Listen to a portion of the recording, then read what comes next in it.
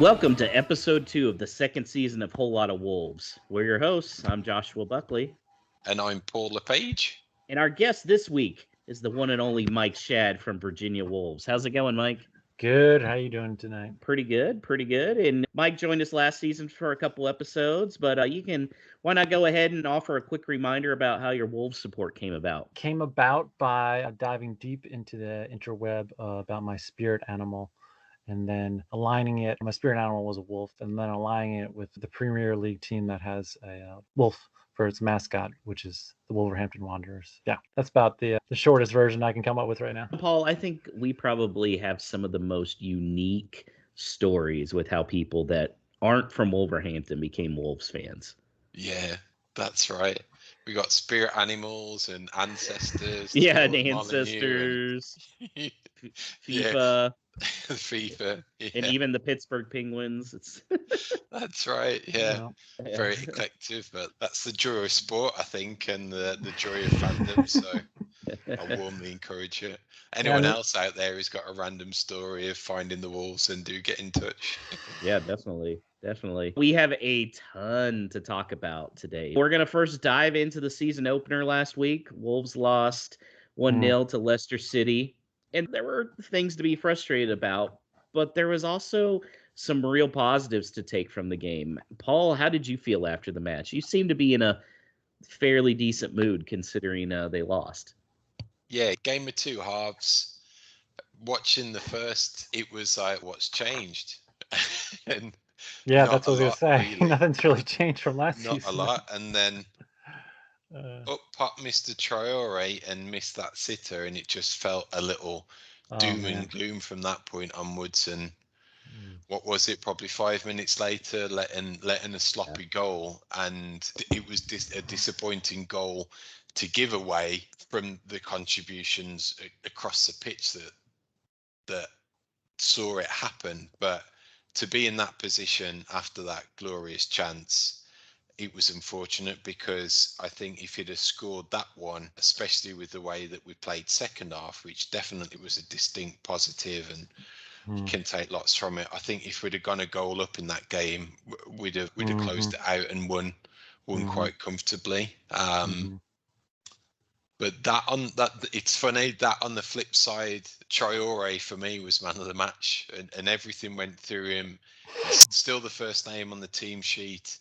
Yeah, he had that unfortunate miss, but then in the second half, when he just absolutely bullied Vestergaard out of the way with his strength and his power and everything that he's got, and still had a good chance. If that had gone in, it would have all been forgotten, and it would have been, well, how great is Traore scoring a goal like that, which sums him up, all the sum of his parts. People talking about, he should have been in for Vestergaard as a centre-half signing, and Traore made him look silly and put him on his backside. I think we deserved probably a point on the balance of play over the half, and to go to a Leicester team that are always chasing a Champions League place. They won the FA Cup last year. They've got quality throughout. For them to be hanging on in the final few minutes and going and taking the ball up the corner to hang on to that lead, I think it's more of a shows what we did in that game in order for them to take that position. I saw a great tweet after the game, and it said Adama was both the best and the worst player. The team for Wolves. And I was like, that pretty much sums it up, because like you said, Paul, I think you could definitely say he was the man of the match, but at the same time, can you give the man of the match to somebody that misses what was pretty much a wide open goal at that point? I mean, there was that.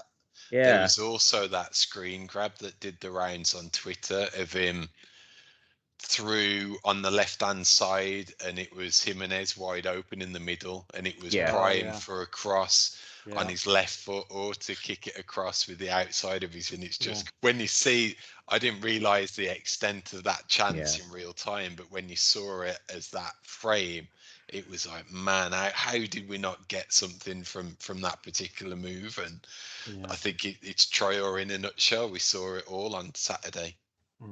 Yeah, what do you guys think of the Bruno Lage comment about him? If he could finish, he'd be on a top team Did you guys read that? I did. So number one, I like the fact that Lodge is being a little more open on this stuff. I feel like that's part of his motivation. I was thinking more about that comment today, and here's what I'm anticipating to happen. I think Bruno Lage has big plans for Adama this year. Here, this was an interesting stat. Okay, dribbles completed on Premier League's opening day. Crystal Palace 10, Everton 10, Leicester 9, Chelsea 8, Adama 12. And it seems like he's going to take a lot more of an offensive role. I think Lage has gone to the board and said, do not sell Adama this year. Okay, keep him. I'm going to turn him, make him have that end product, really turn him into an offensive force. And then next summer, he's worth that amount of money and going to big teams. So I think he's putting it in Adama's head like, listen, if you do what I'm wanting to teach you, you can go to a big club. And then that's going to help Wolves because they're going to get the big money from it. I won't be at all shocked if he signs a contract extension first couple weeks of September just so they have a little more leverage and then look to sell him next summer. That makes a ton of sense. I think Lage definitely comes across as a player's coach, and if Traore in particular buys into that and recognises where he can strengthen his game and what Lage can do for it, then the sky's the limit. And he's right. If you add goals to Traore's game, if he could touch double figures, 10 or 12 a season, you're talking at three figures, in Absolutely. the hundreds of millions now. But the thing is, we've seen it though. Those 2 goals away at Man City in the second season, carbon copy of the opportunity had on Saturday. So we know it's there, but it's fine margins and being cutthroat and doing it every time. Yeah, consistency is huge. Yeah. And let's be honest, Adama's not a guy that wants to sit on the bench. He was early last season. He wasn't happy. So I don't necessarily think Adama wants to move right now, because if he goes to a big club, he's going to be sitting on the bench. He'll come in as a sub, but I think Lage has told him, look, you stay here for a year. I'll coach you up, give you an end game or an end product, and we're going to it looks like a big part of the offense is going to flow through Adama and really take advantage of his unique skills. Yeah. I think it's just interesting the way Bruno is. We're already starting to see the differences between Bruno and Nuno, because we never saw Nuno. He wasn't calling out Adama, making a specific comment on a player. It was very rare for Nuno. Seeing Bruno's style come out a little bit more and more as I think the season progresses will be really interesting, and how he gets his players to play the way he wants them to play. So what were some other performances that stood out for you guys? I thought Max Kilman was tremendous. Yeah, if Adama doesn't get it, Kilman. Although Kilman turned into a number 9 there late in the game. Man, he was so far forward at some He point. really I was. was. Like, whoa, that was something different. Yeah. I thought he was so cool on the ball defensively that it was quite remarkable thinking about where he was last season and how little time he actually got on. And then this season, seeing him just on this first, I was, really impressed. And I was like, why isn't he how come he hasn't been playing like all last season? Which I think a lot of people questioned as well last season. For me, that gave me some optimism that he could definitely have a role to play in a back four with the right centre-back partner. There's an interesting statistic about him. He actually completed more long passes than Cody. I saw that. Yeah. So that was like, oh, wow. So that was like an interesting little stat of like him bombing forward and doing those crosses that Cody is known for. Likewise, is there a sweeper there? Is Cody's frailties when it comes to those battles with Jamie Vardy that ran him ragged at times? Does a more complete centre-back who could sweep take that role? And is that a Kilman if he's got that passing range as well? So it's interesting. He's more physical as well, and just he's bigger than Cody too, so it gives them another. I think the reason that Vardy scored, one of the reasons, is because they are very close in size, and Vardy kind of a little bit bullied him at the end in order to get across him. I don't know if he could do that to Kilman because he's just bigger. Yeah. Another player I was watching, interestingly, was Moutinho. It felt like it felt like early on he seemed a little uncomfortable with the press and how high they were wanting him to go up. But then he had that just beautiful pass to Adama Man, that to was set the goal. Do you think with Moutinho it was more nerves early on, or do you think he's even a fit for Lodge's system? That's a good question. That's why I ask him. I know. I mean, everybody says he's too old, or getting too old, or is it too old? I think a more pressing style probably doesn't play to his strengths, especially since, as we saw last year, when he was more controlling. I mean, he had like a crazy statistic of side-to-side passes versus forward. So I don't know. There's a part of me that still wants to see Onato Sawi and alongside Neves. I think that ship has sailed. I know, and I was sad. I'm saddened to hear that, but because he was way more aggressive than Neves is, and faster and younger and more physical. I think Moutinho also has way more technical ability than I think Owen possessed. So yeah, I guess my end solution is I'm not sure, but probably at some point we do need to replace the oldest man on the team now. Someone who is maybe in their 20s. I don't know, late 20s. I think it highlighted what Lage has said about the similarities amongst the players, where to me that Moutinho, if he stays, needs to be transitioning into a bench player or a rotation player with Neves plus one other. And I think the one other at the moment is Dendoncker, but really to go to that next level, that particular position needs to be an upgrade, needs to be an Owen Otasowie style type of midfielder to complement a Neves or a Moutinho if they rotate, and that's where we'll get the value from. Those three, Neves, Moutinho and Dendoncker, nothing's changed with them the past 3 years. Yeah, we know who they are. Yeah, it's still the same that's being trotted out, and some of them have regressed. Certainly Moutinho has regressed age-wise, not through quality of his play, but the consistent performance. We can't expect him to play in week in, week out in the side at 30, 35. And Dendoncker had a dip last season. Was that temporary? Is that going to be turned around? We don't know yet. It's not that body of work. So I just have a vision of Dendoncker last match. He was just like, I just felt like he was running back and forth, and I didn't see him really control the ball. Roblox style. Yeah, like somebody was pressing forwards. I don't know if it was Vardy or Tillmans or whoever it was, and he was just like chasing him. I was like, yep, that seems about right for Dendoncker, just chasing after a guy. I still think we're going to see some of Cody in at defensive mid at some point once it goes to back four. Yeah, Paul and I have talked about it a little bit. I won't be surprised if it's like a 4-1, 3-2 or something like that, where either he's just sitting in front of the line or even lined up beside. I think in Lodge's system it might work. I don't know. If it did switch to that 4-4-2, the Benfica 4-4-2 at some point, possibly I could see Cody as a defensive midfielder too. Yeah. But asking him to fill a traditional number 6, number 8 in the centre of the park, no way. He couldn't do that in the Championships. Yeah. No. One thing I think we did learn was we definitely need Aitnery and Semedo in the starting lineup. I thought poor Hoover, he's young, he's got talent. I didn't think he played that great. He played a little better in the second half. I thought Marsal was really bad.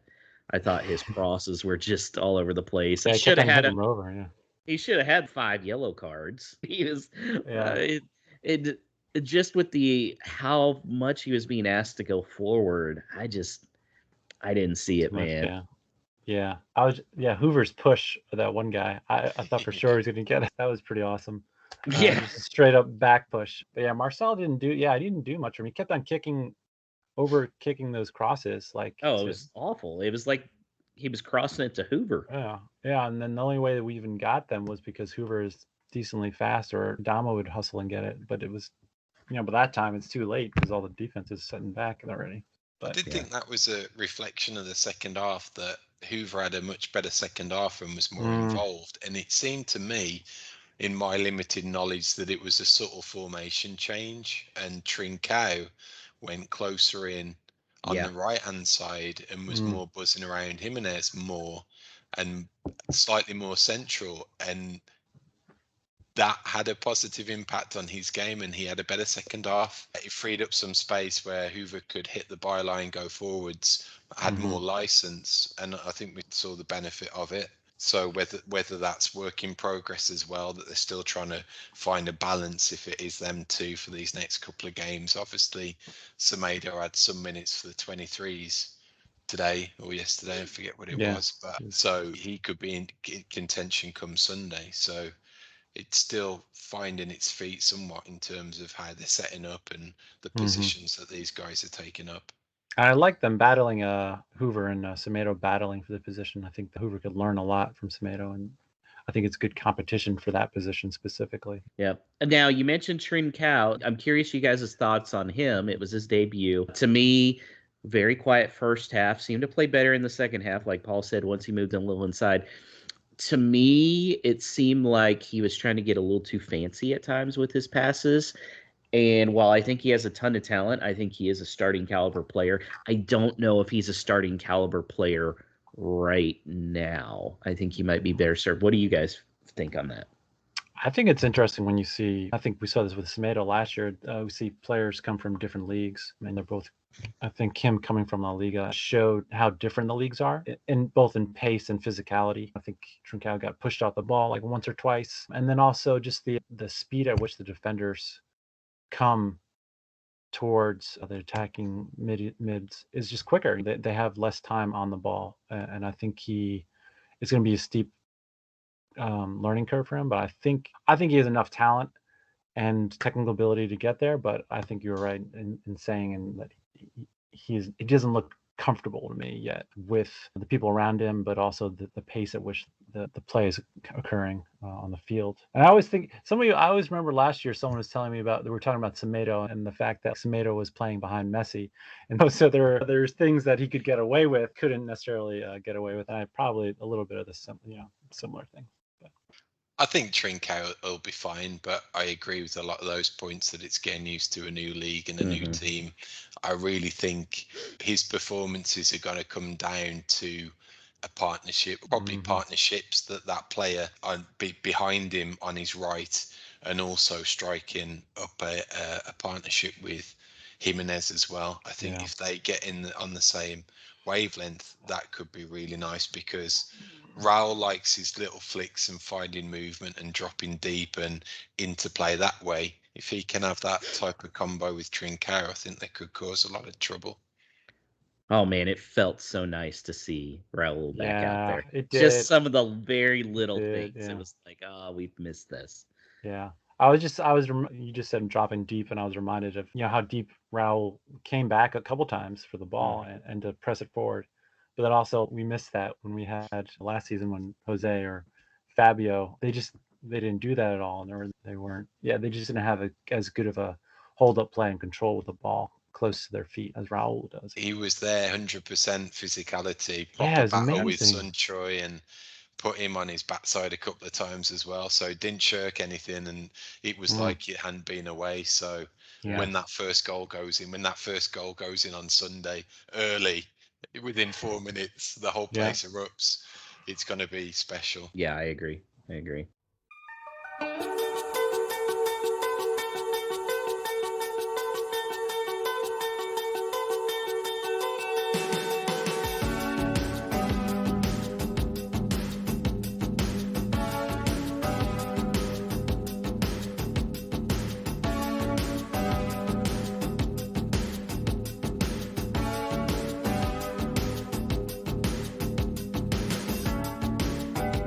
Before we get into transfer news, we need to talk a little bit about the latest rumors. And this one could shake up the entire season. Paul, I know you texted this morning and said there's a lot of smoke around rumors of a Neto injury. What do you think this is real? We haven't heard anything yet. We haven't heard anything. It could be one big game of telephone that some person's heard something and someone else has heard something. But he asked the chef at the Mount yet. That's right. So it's a case of that at the moment, that it's not been definitively proven in any way. But the unfortunate thing is that the silence is somewhat deafening in that it has a lot of parallels to when Johnny had his reoccurrence of his injury last season, and then prior to that, when Willy Bolly broke his leg back in the second season, remember, up on the eve of the Newcastle game, that started to do the rounds on the Friday, Saturday morning, that these whispers started, and that got proved that he was ruled out in the game on Sunday, and that's where it came from. So yeah, it's got some of those parallels to it, which is uncomfortable. I think there's never a saving grace for it, but if it is an extension of that injury, if it takes him out for the season or whatever, it's not as if we were building stuff around him in the here and now, because he has been out and he's not part of the first 11. So it's not like you're taking that massive important piece out, but maybe it does certainly make it even more of a need to get a replacement in, which I think we're pretty light anyway, especially with Podence not fully fit. Does that mean there's now 2 forward positions that need filling? I think it definitely means Adama's not going anywhere. You can't have Neto out for the year and then Adama go somewhere. Well. Yeah, you might as well just run a 4-6 system. Just forget offense at that point. I do feel, and I was excited to see what Neto was going to look like in this system, because I think Neto and Adama and Raul and Alaj system was going to be super potent. So we'll see. The injury thing is, I find very interesting as an American out here. When there's a big injury like this, it would be all over ESPN and everything, like within hours. And there'd be a timeline and everything. And it's so interesting with the EPL, what big business it is, how there's so much centrifuge going on over there. Mike, how do you feel it would affect the team if Neto is out? Oh man, that would be really bum me out personally. He just brings so much energy to the team. So much energy, so much positivity, not just in how he controls the ball and moving forward, his personality. He's like I feel like he's the true next star, big star. If he was 100%, he'd be the man already. Yeah, I agree. But yeah, it's a huge blow. I think it's just a huge blow. And him playing on the left side, we have Marcel and Aït-Nouri, and it just makes the team so much better. You can almost, like, if Neto was 100%, you could almost get rid of Marcel. I know he has a 2-year contract, but you could probably try and sell him and get rid of him and take some of that money and use it for a center back or something. I think at this point we'd get like a bag of peanuts for Marcel. You'd probably get like a pat on the back, but at least we wouldn't have to worry about it anymore. Pat on the back. I don't know. I think, it's just a huge blow for us. I think it would probably help Wolves. It would probably help Wolves' health insurance premiums, I would think. Yeah, we wouldn't have to waste time on the trainers. We could spend more time on somebody else. Oh man, yeah. And so with the news of this Neto injury, back came the rumors of Giancarlo Guedes. Was hearing a little mixed things today. Some people were like, oh yeah, Wolves are flying out there to work with Valencia on a deal. Others were saying, it's not that close. I saw one that said, they'd have to sell Adama before getting Guedes, which I thought was ridiculous. Paul, what are your thoughts? Do you think this thing's getting done? Getting a little smoke without fire. This name's prominent and it's been recurringly prominent. So I do think something might be happening, but I have got an inuring feeling that it is down to something, to a potential outgoing.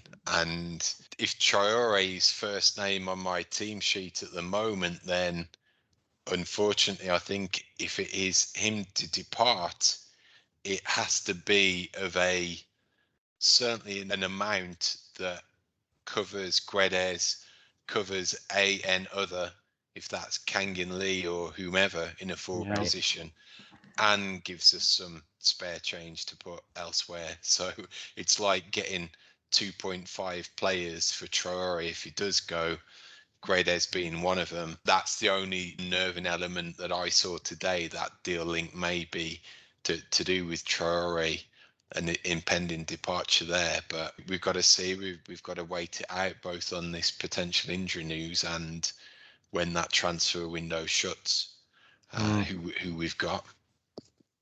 So here are my thoughts on it. I feel like they've definitely been talking King and Lee, who's also with Valencia. And Paul, we've talked a lot about it. Just marketing wise, that makes a lot of sense. You're going to capture the Korean market with him. So he's a good investment. My proposal that I brought up today was, what if they go to Valencia and go, look, we'll give you Rafa Mir and for King and Lee, straight swap. Maybe we'll throw in an extra €1 million or two.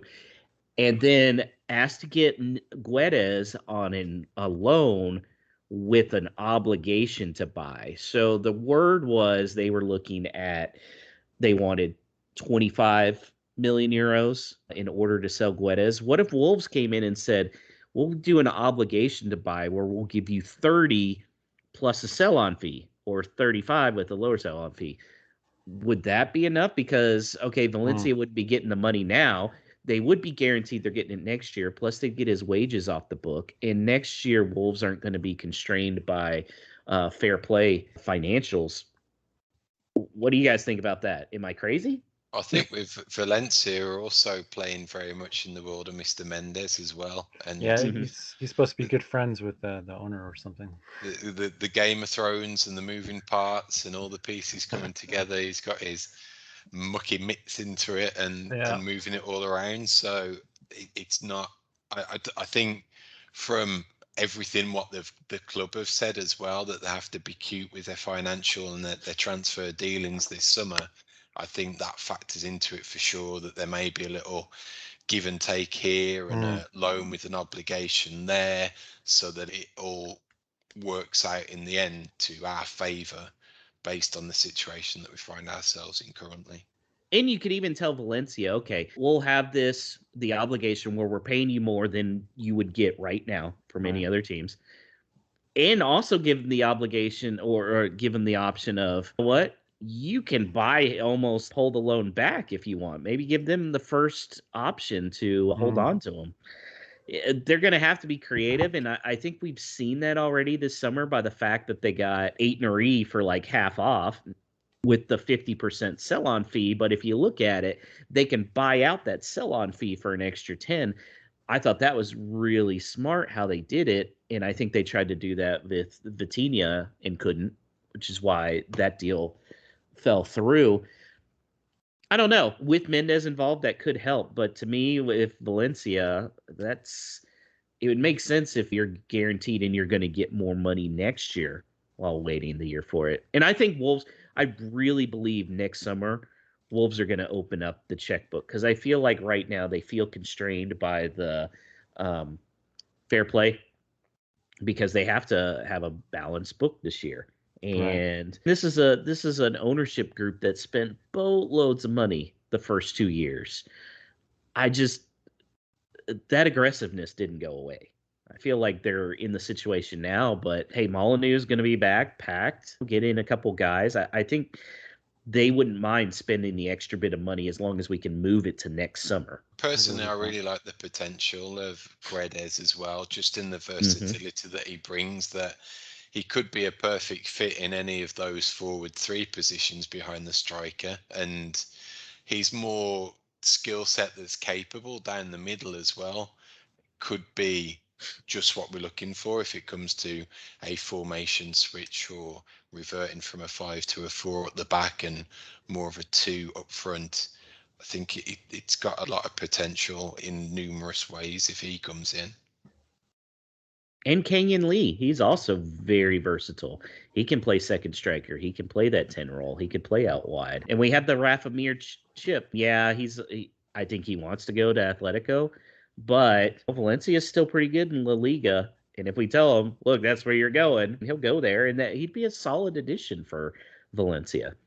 Yeah, I can see that. One guy we're definitely not getting is Ronaldo Sanchez. I don't know if you guys saw, he had a knee injury, so Lille said they are not going to sell him this year.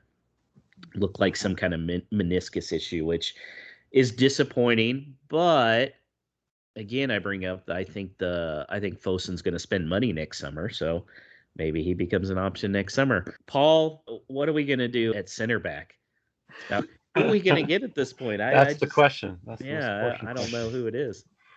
I think the main mooted name the past few days that's come with a lot of controversy is the Semedo from Olympiacos, and the baggage that he brings with a criminal record that will, it's not got into whether it's a moral issue. It's whether he could even get into the UK based on that criminal record and being able to get a work permit. So I don't think he can. I think he's banned from Spain already for 8 years. Yeah. 8 years. And if we get that magical preseason to America next year, he can't come here either. I think that's a non-starter. But the only plus point to that is they've surely got someone lined up. If that name's still being kicked about, there was a guy from QPR in the Championship mentioned today as well. Dickey, I think there's got to be. There's got to be someone coming in, surely. I think what's just it's not frustrating that I'm trying to take a deep breath and compress this transfer window in the way it should be, but it's tricky. But the club have told us, they came on film and said that they're going to have to work within a limitation, that they're going to have to be flexible around the types of deals that they're putting together, and that it's going to happen late. So I think that's exactly how it's panning out. I'm fine with that as long as it's our first or second target that eventually comes in. I would hate to know that we've been in for 2 or 3 guys who, for whatever reason, have not come off, and now we're scrapping for the 4th or 5th that could leave us in trouble if that window slams shut. It's just those names that are kicking around, like a Kurt Zuma. That's my guy. If we've been in for him, great, because it sets the caliber of player that we need coming in. I just hope that if he was number 1, then we're working on a fallback option and someone as equally high caliber we've got ready, lined up. We're just waiting for whatever those parts have got to be put together in order for him to sign on the dotted line. I still haven't given up on Zuma because he's not a starter. Okay. If you're wanting to start, I get it. He likes the London lifestyle. But if you're wanting to start and money talks, we can pay him in wages. Come on over, rebuild some of your value. I don't know. We'll see. Another name that's out there is Amadou Diawara. I'm a little hesitant on this because I'm getting Catrone vibes. From Rome, right?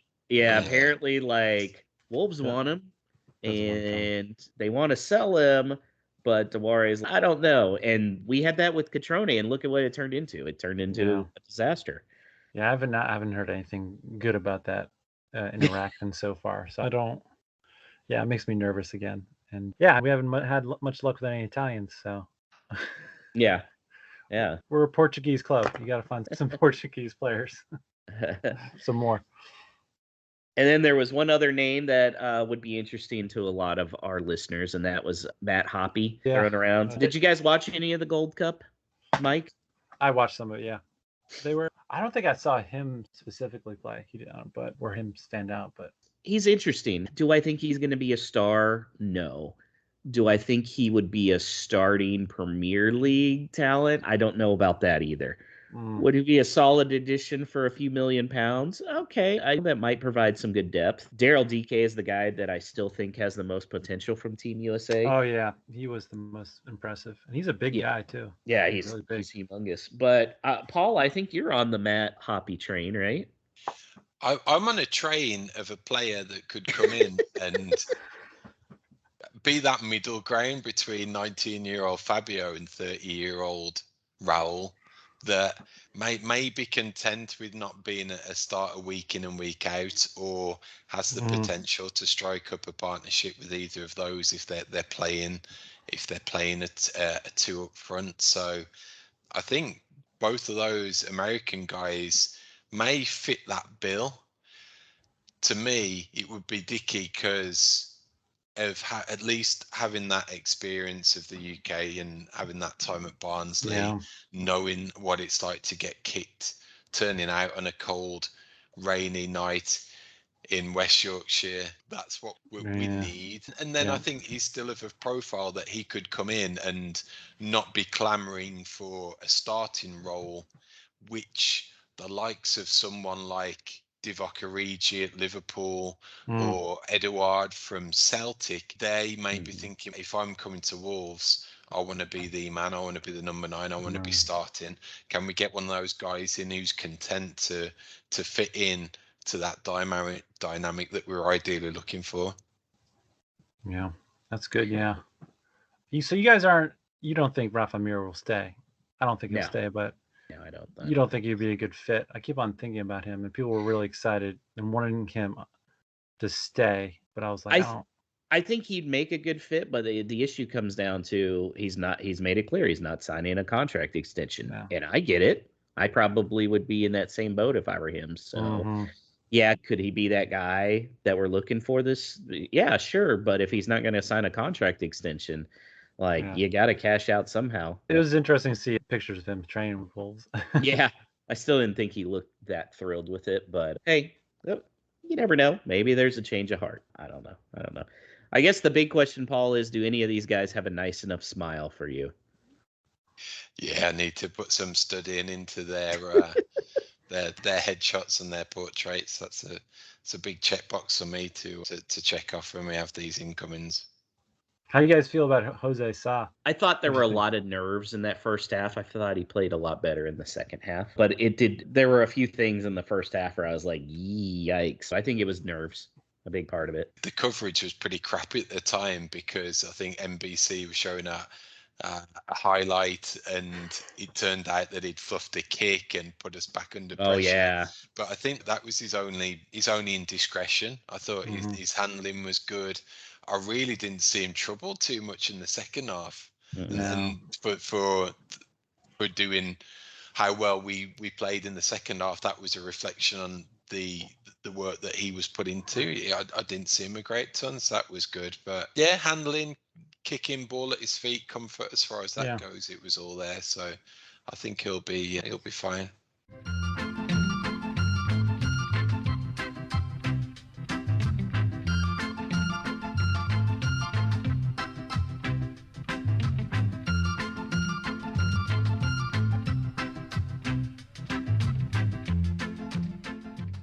So now that we've talked about the off the pitch stuff, we have a game Sunday.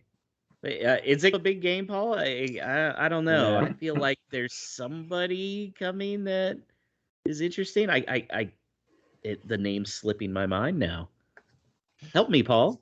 He's Portuguese. He's got a beard. It's not Santa Large. Is it? Did you name your dog after this person? Originally, yeah. I did. So. Oh, wow. That's awesome. So Paul likes nice smiles, and I think we'll all agree Nuno has one of the nicest smiles out there. He does. And he's coming into Tottenham, but we need a little help to preview the opposition. So we're bringing in Andrew from Tottenham Depot Podcast. How's it going, Andrew? It's going well, gentlemen. Thanks for having me. Oh, thank you. Obviously, lately, when you talk about Spurs, there's one big question. What's going on with Harry Kane? Are you feeling he's going to play? As a fan, are you disappointed? What's going on there? This whole situation has just been so bizarre from Jump Street, dating back to last season when he had the interview on the golf course with Gary Neville. It's just been awkward all around. Let's just put it that way. And of course, he was the only player in the opening weekend of the Premier League season coming back from Euro 2020 to not participate. I think Jordan Henderson might not have participated as well, but the only player to really put things off and do it on his own accord, that is. So for Spurs, it's been very awkward. As fans, it's been very awkward. Really, the entire fan base has turned on Harry Kane at this point. There's a lot of, if you look on social media, a lot of people calling him a snake. A lot of people poking at his brother, Charlie Kane, who serves as his agent. It's all been really awkward in a word. As a fan, I want to see Harry Kane play for Spurs. Obviously, he's one of the best strikers, not only in England, but in the world. But at this point, it does feel like this relationship has gotten to a point where it's been fractured.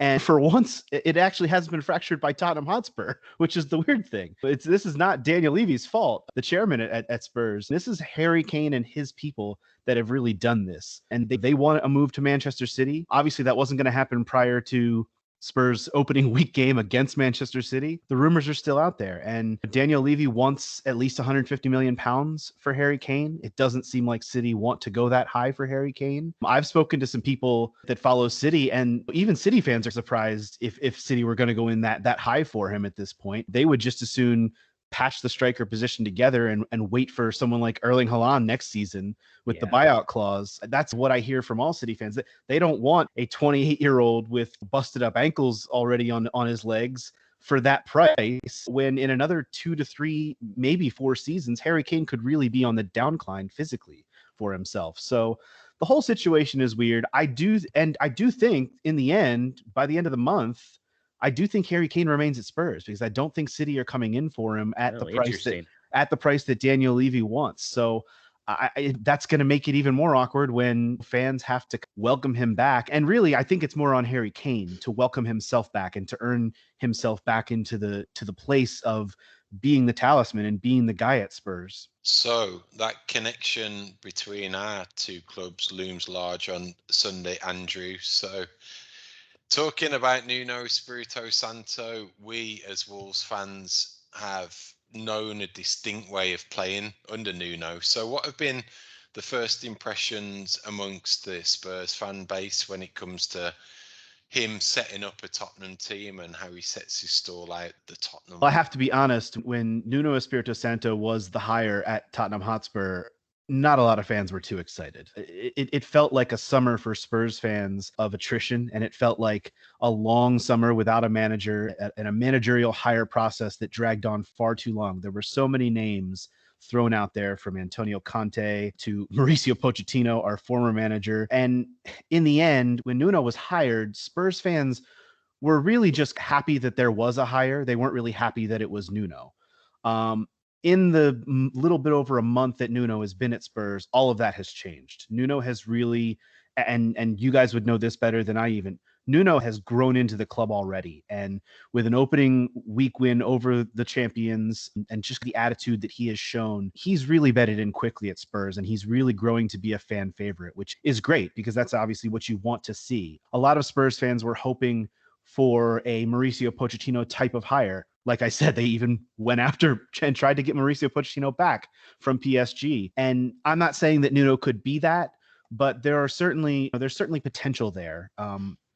Especially after a lot of people were even skeptical of hiring another Portuguese manager after the last Portuguese manager because of how that went. But really, the first few weeks of this have been very good. When he was first hired, a lot of people were excited as well, including my podcast teammate Dakota, who really, a lot of people wanted to see us go to a back three and play with wing backs. And that's, of course, something that Nuno did at Wolves. And that's not something that he's able to do at Spurs right now. And the biggest problem with that is there aren't enough good center backs to play at Spurs. The Spurs have been shopping for center backs. We did bring in one in Coutinho. Oh, that doesn't matter. He played a back five with 0 center backs. Well, that's fair. It felt like under Jose Mourinho, we had 0 center backs at times as well, even though there were 2 out there. So the way that he has played has been similar. There have been some changes to what Jose Mourinho did. The biggest difference for a lot of people is and obviously we were only going off of 1 week in preseason here, so there's not a ton of meat on the bone to really discuss, but it seems like he played that defensive style against City and that counterattacking style that Jose Mourinho wanted to play, but it didn't feel like parking the bus and praying for something to happen. It felt like there was intent. It felt like there was a plan to counterattack and to do it in a strategic way.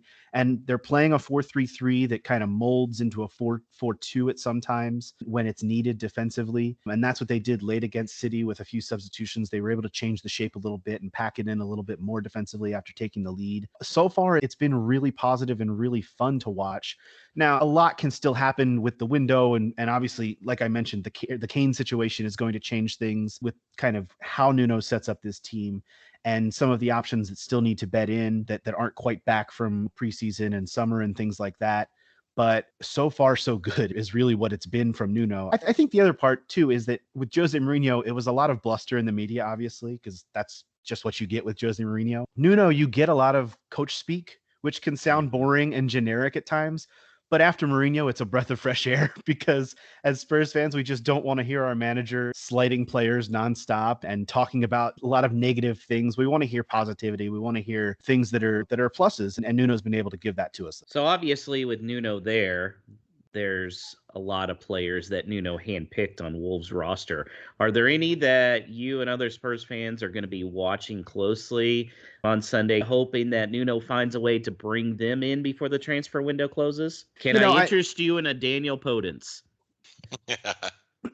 I mentioned center backs earlier, and I would say moderate Connor Cody fan. I know he's your guys' captain, and I don't think that's going to happen, but that would be one that I would just keep my eye on. I don't think that Nuno is going shopping for Wolves players. Let me just start by saying that.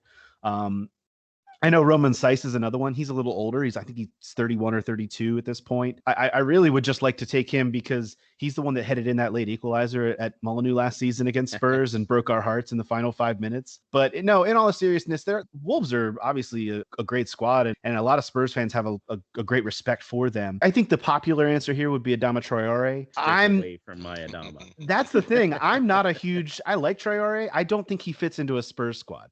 I think he fits into what Wolves operate and what they do. I like Ruben Neves. I like the young kid. Is it Hoover, the right back? But I know he's just really starting to get his legs there at Wolves too. Wolves obviously have a good bunch of players. It's just I don't think Nuno. The other good thing about bringing Nuno in is that Spurs also brought in a director of football in Paratici, and he's taking all of that over. And he's the one that's buying the groceries and letting Nuno cook with them. No, I don't think has to have a lot of worry about trying to recruit players and bring players in right now. He's trying to coach the team, which is refreshing, especially.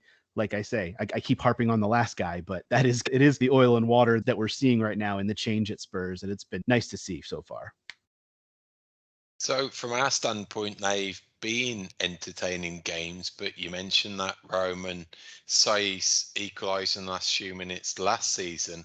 That's been our only solitary point from the last 3 meetings at Molineux. So what you're thinking going into the game on Sunday, Andrew, in terms of results? The Wolves matchup, whether home or away, is always one that I look forward to because I know it's going to, like you said, be an entertaining match. It's something that always makes me nervous as a Spurs fan because, of course, on paper, you would think Spurs are the bigger club and that they would expect to win a game against Wolves. And I don't say that as a slight to Wolves or their fans. It's just the way football is. But as a Spurs fan, this match always makes me nervous because it's always, like you said, a good game, a competitive game. I watched Wolves play against Leicester this past weekend, and despite the result, I thought Wolves had the better of it. I thought they were the better team and played similarly to how they were playing under Nuno. Really, it seemed like the only change for you guys was in goal. And otherwise, it looks like a real carbon copy of a team that is dangerous and a team that can do a lot, especially when they get the ball through that midfield. And like you said, Traore is a threat always. Spurs are going to have to learn how to play a different type of match going into this week because obviously playing City, you're going to have to absorb a ton of pressure. You're going to have to learn to score with only about 35% of the ball, which they were able to do. But now you've got to, switch things up a little bit. And as Spurs, you're probably going to expect to have a little bit more of the ball than you did last week. So you're going to need to figure out what to do with it. And that's in the past and under Jose Mourinho, that was an issue a lot of times. Spurs would go on the road to play a team like Newcastle or Burnley or West Ham and sometimes figure out that they're going to have 55-60% of the ball and not know what to do with it and not have a plan or a real intent with it. They got so used to sitting back and playing deep and trying to just counterattack. But when you have the ball already, it's tough to counterattack with it. Spurs are going. That's what makes me a little bit nervous about this match. I am confident in the way that Spurs have gone through the preseason and obviously in a victory over the champions in the first game. I do think Spurs can get the 3 points, but being that it's on the road, I would be satisfied with a point. That said, I would have been satisfied with a point last week, and they got me 3. It's one of those things where I'm looking forward to the challenge of Spurs having to do something a little bit differently and trying to be a little bit more creative, and especially because we don't really know at this point whether or not Harry Kane will be in attendance. We have a European match on Thursday that they say he's probably not going to play in. He's going to continue to work on his fitness. Who knows if he's going to be fit enough to appear, or who knows if just all of the awkwardness will be worked out of this club enough for him to appear in this match on Sunday. It would be nice. It would be nice to have him. It would be nice for him to score a goal and kiss the badge and show everyone that he wants to be at Spurs, but we all know that he doesn't. So that's what makes it extremely awkward in the long run. But there are plenty of other attacking players that can be creative with the ball and do a job.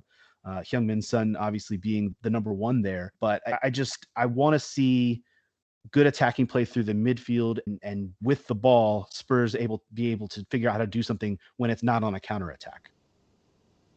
I think Nuno's going to get a warm reception. Is that going to last though, Paul, if they win the game? Personally, I want Molineux to be at its raucous best against him. As soon as he gets off the bus, I hope there's attitude. I hope there's some, not hate, obviously, but we need a competitive advantage. And I'm fine for him having a nice round of applause when he comes out onto the pitch. That's where it stops. As soon as that whistle blows, he's dead to us, you know, in that respect. It all goes out the window. We got the Kevin O'Leary of a whole lot of Wolves right here. You're dead to me. Yeah. He'll have as much hate from the Molineux masses as someone like a Neil Warnock would. Yep. That's how we've got to tackle it. That we draw a line under the sand. He did a great job and everything, yada yada. But it's done, and we move on. And Bruno and the lads, they get our 100% support and everything that goes with it. Who do you think is going to be more fired up for this game, Nuno or Nuno's old players? I don't know. If I was Nuno and I was coming back, I'd definitely want to stick it to my old bosses. He's got every inclination to prove them wrong. He's already proved them wrong by beating City in the first match of the season, and now he just wants to keep it going, to rub it in their face, like you guys let me out of a contract. You guys didn't want me, and look what I'm doing over here. If you would just listen to me, bought the players I wanted to, or invested how I wanted you to. It's funny. The only player that he won't have seen is Trincao. So yeah, it out of the remaining and Sarr, and Saw. The outfield players, they were all his in that.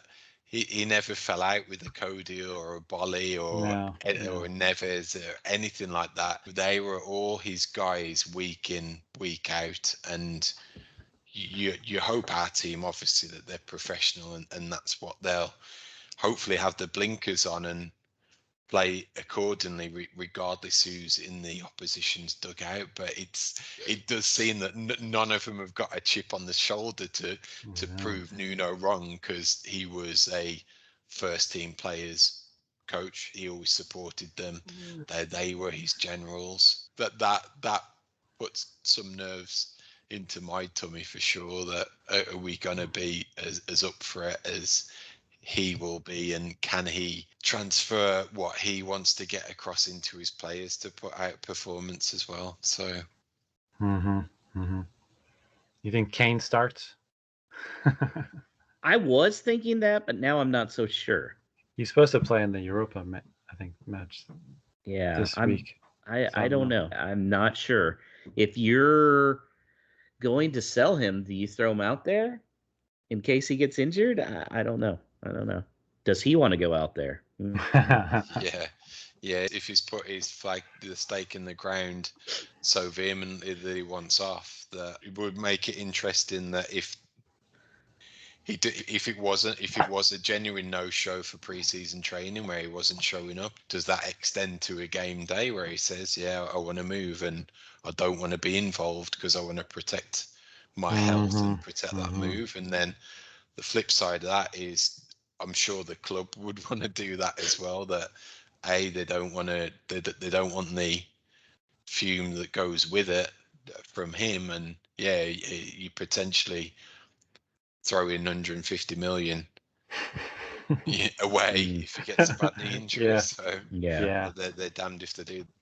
Mike, how do you see our lineup? Do you see any starting 11 changes other than Semedo coming in for Hoover? If he's fit enough, I bet you they probably play him for 70 minutes and maybe sub him out. I can't think of anybody else. I liked Kilman. I don't know if Bali's going to be back. That would be nice. If you had Bali and Kilman and Cody, Those are it's a pretty solid back three for me. I don't think anybody else I would change really.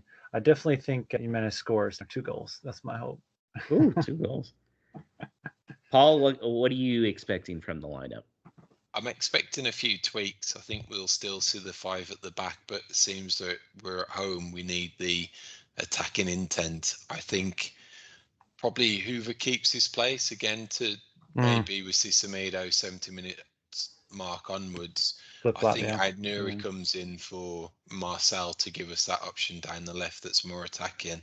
I think so. Personally, it's one for me with the way that Spurs set up and their centre of the park midfielders, that it's a game where Moutinho's on the bench and Dendoncker starts. Yeah, I'm going to be curious to see I think the lineup's going to be potentially a message from Lodge to the board as far as what additions need to be made. If he throws out the same 11, I will view that as he's trying to send a message about additions needed. But I would start Semedo and Aït-Nouri both, and then I'm with Paul. I think Dendoncker in place of Moutinho. So we'll see how it goes. What are your predictions, Paul? I'll let you start. I've got a horrible feeling that it's going to be one of those games where Nuno plays all the right cards and we end up on our backs having our bellies tickled and it's a 3 or 4-1 defeat. But on our backs, I'm trying to be positive. I'm trying to say that was old Wolves and we don't know what Lage is going to do. So we just don't know. It could be the total opposite and we go out there and we stuff them and we're the ones scoring 4. It's too early in the season to have that body of work, but I've just got that years of gloom and torture of what the Wolves have done to me that always makes me look negative at any of these types of returning managers coming back to haunt us. Let's not be all doom and gloom. This is episode 2 of our second season, so I'm going to go for that entertaining 2-2 draw. There you go. There's something. I'm going to bank on the fact that the Spurs' first match and Nuno's first match was owing to the fact that Nuno has Pep's number, and he is I think he's like either tied with Klopp or maybe the number 1 winningest coach against Pep. So with that in mind, I think it's just they're gonna just have a complete implosion. I think Kane's gonna start and he's just gonna cause a ruckus, and I think it's gonna be 2-0 Wolves. Wow. I like it. I believe Adama's going to score. I feel it. I'm not worried about us getting our bellies tickled like Paul, but I guess I will have to be a little bit of the realist here. I think it's going to be 2-1 Spurs. I wouldn't be shocked if we scored first and then let 2 goals in late, but I think Adama is going to get an assist to Raul, and I think that's going to be an awesome scene, but I just have a feeling we just don't have that depth yet. So I'm going to say 2-1 Spurs.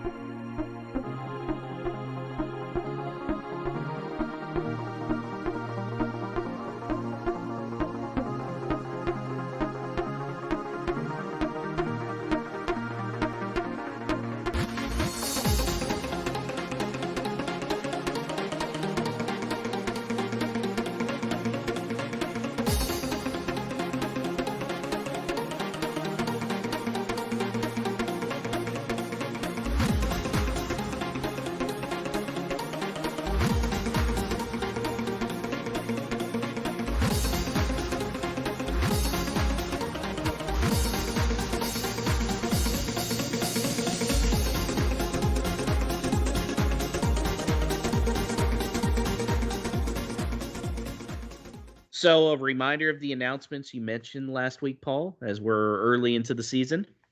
Yeah, just feedback from when we had a support survey at the end of season 1, and one of those was as an overseas fan from America, what the match day experience is. So if you are North American based and you are planning on making that special trip back to the Molineux once travel opens up and restrictions are lifted and all of that goes with it, hopefully it's this season.